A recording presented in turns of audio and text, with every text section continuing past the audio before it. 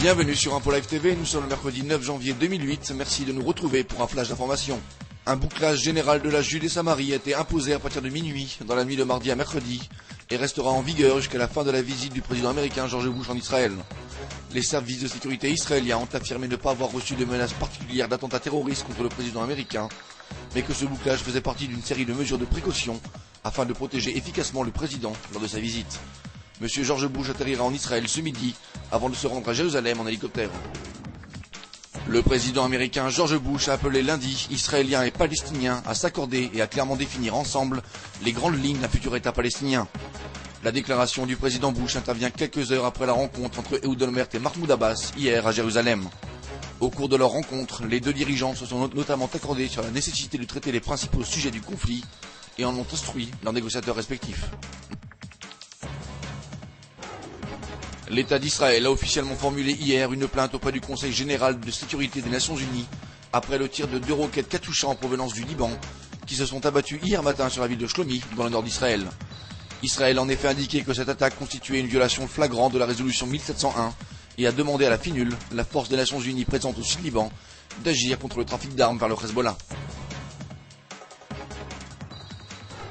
Le ministre syrien des Affaires étrangères Walid Moualem a déclaré que la Syrie était prête pour les négociations.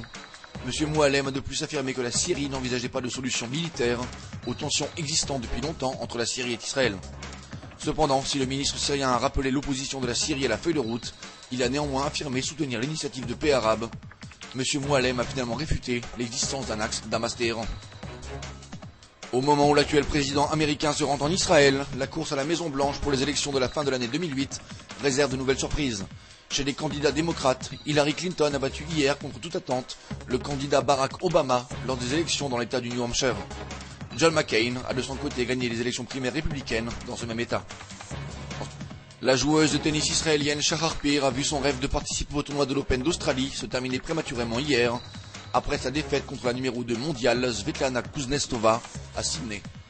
La jeune israélienne est classée numéro 20 mondiale, a perdu dans le deuxième set 6-3, 6-4 lors de son dernier tournoi d'échauffement avant le début du tournoi d'Australie à Melbourne la semaine prochaine.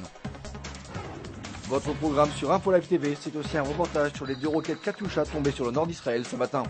Retrouvez aussi les réactions et les manifestations des habitants de la région à moins de 24 heures de l'arrivée de George Bush. Merci de nous avoir suivis sur Info Live TV. Très bonne journée à tous.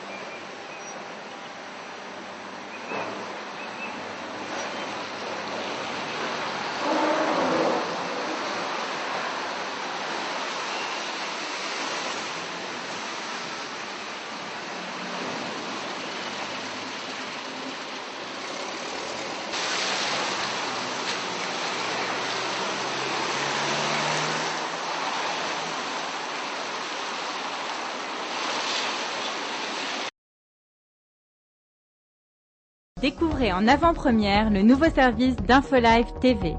Recevez gratuitement chaque jour, en vidéo, les informations d'Israël et du Proche-Orient sur votre mobile. Pour vous abonner, entrez sur notre site www.infolive.tv et cliquez sur la bannière Service téléphone mobile. Aujourd'hui, le monde entier parle d'Israël. Mais qui parle d'Israël au monde entier, en temps réel, en 4 langues et en direct de Jérusalem? Infolive.tv, la première chaîne de télévision internationale israélienne. 24 heures sur 24, 7 jours sur 7, suivez de l'intérieur l'actualité d'Israël et du Moyen-Orient. Des reportages, des interviews, un grand journal et des flash infos en images dès que l'actualité l'exige. Infolive.tv, votre regard direct et vrai sur l'actualité d'Israël. Retrouvez Infolive sur internet www.infolive.tv.